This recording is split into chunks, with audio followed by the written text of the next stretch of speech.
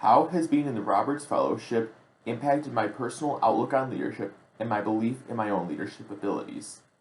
That is a difficult question to answer. However, I believe that being in the Roberts Fellowship has given me the strength to believe in my own leadership skills and the wisdom to help grow and continue to improve as a leader. As a student, both in high school and in college, I had been involved in multiple student organizations and had even taken some leadership positions within these organizations.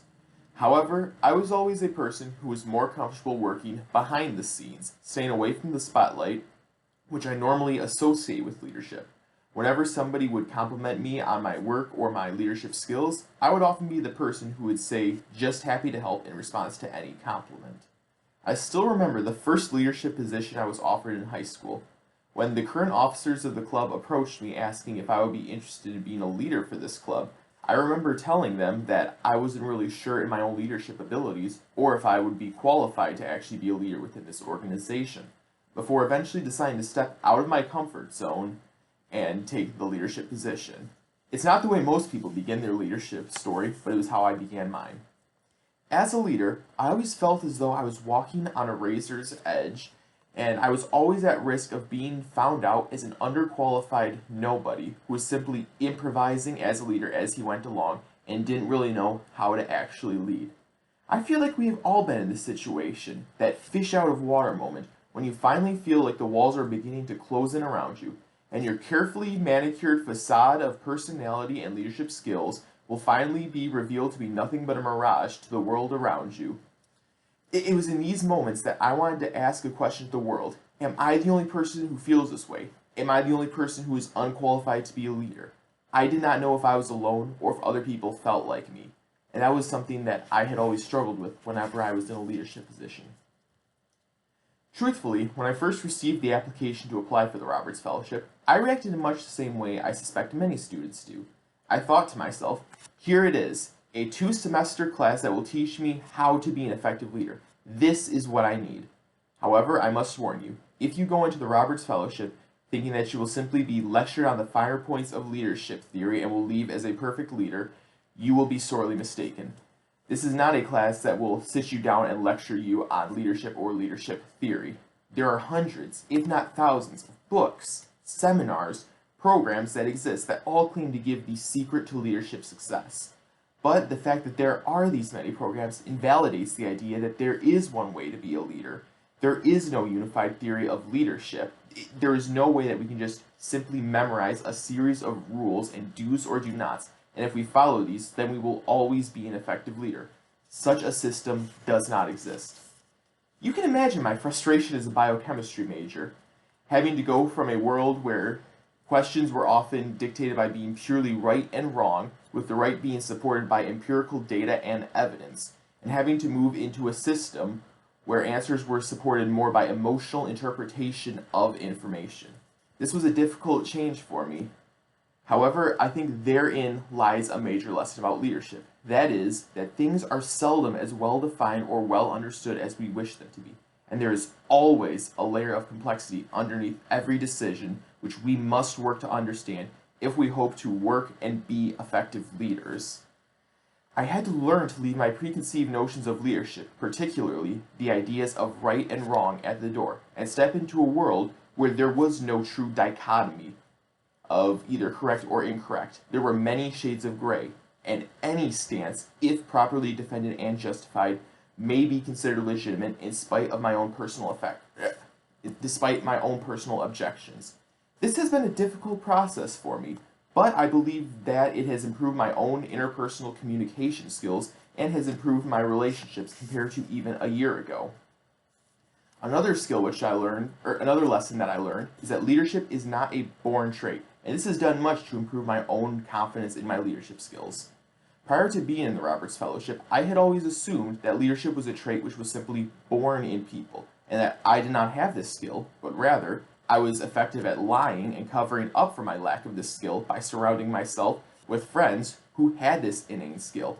Now, however, I realize that while leadership is a trait, it is a learned one, not a born one. At any level, leadership will require work, and leaders are those who are willing to accept the challenges and push through to meet their goals. That is what makes a leader. Leadership is not something that you have. It is something that you work towards. That is an amazing lesson that has really helped to inspire confidence in myself that I can be a leader. The Roberts Fellowship will not give you all the answers on how you can be a leader, nor should it. I think that leadership is something which you have to learn how to define for yourself. Another valuable lesson which I learned from the Roberts Fellowship was how to interact and lead in diverse settings. During my time at SVSU, I had spent most of my time in the chemistry department, either working in labs, doing research, or studying with other chemistry majors. It's actually a fairly common joke in our department that many students would be further ahead to put bunks in the student lounge. That way we could spend all 24 hours of the day in the Science East building.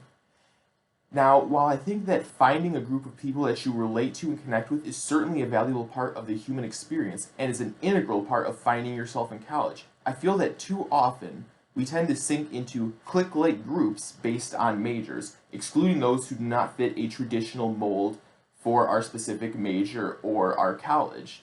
And this presents a problem. I certainly had fallen into this with the chemistry clique.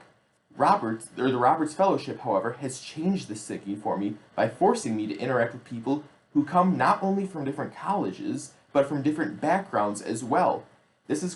I can see how they approach problems differently than me, and how there is inherent merit to other ways of considering issues.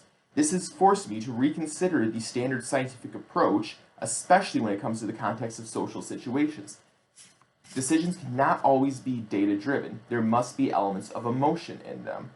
This has been an extremely difficult challenge for me to overcome, and it has forced me out of my comfort zone on several occasions. But I believe that this has been for the best, as it has made me a more well-rounded leader. I still remember stating during my interview that one of my objectives in the Roberts Fellowship was to learn how to lead and interact in a diverse workplace. And I believe that while I have begun to achieve this, I still have much to learn as I continue to grow and mature as an individual. And therein lies the greatest lesson which I have learned from the Roberts Fellowship. We've all heard old idioms and cliches such as, if you are the smartest person in the room, then you need to find a new room. Now, while there is certainly truth to this statement, I believe that it is an oversimplification of the idea of personal growth. Everyone has flaws. They are what makes us who we are, and we should accept the fact that nobody is perfect. But rather than simply accepting our own flaws and stagnating as individuals, we should instead push our flaws. We should work to understand the implications of our own personal flaws, how they impact us, our outlook on the world, and how others may look at us. In the Roberts Fellowship, I was forced to reconsider myself in the context of these social situations and ask myself questions such as, what is a leader, and how can I be that version of a leader for myself? I have to return the simple and frustrating answer to this question, that leadership is what you make it. If you want to be a leader who serves others, then be a servant leader. If you want to guide and direct, then lead by doing that.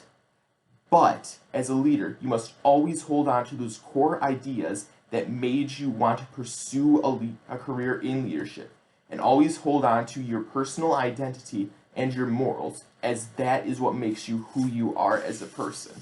You must remember that after the Roberts Fellowship, you will be entering a world where discourse is not always civil, and you may be forced to defend your beliefs on a daily basis.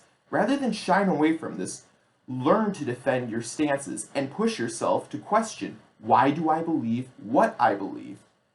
Do not be afraid to fall down and make mistakes. That is how we as humans learn. I still remember when I entered the first class in September of 2021, being afraid to truly push or challenge myself. I thought that I was simply a follower amongst a group of leaders. Now, speaking to you in March of 2022, while I cannot say that I have overcome all of my personal challenges, I do believe that I've begun to accept myself, and this has allowed me to grow as a person. And that has led me to the greatest lesson about the Roberts Fellowship, and the lesson that I would impart to anyone who is wondering if they want to be a leader or if they should join the Roberts Fellowship. And that is, if you can grow and challenge yourself, then you can be a leader. And there's no greater program at SVSU that can teach you how to grow and challenge yourself than the Roberts Fellowship. Thank you.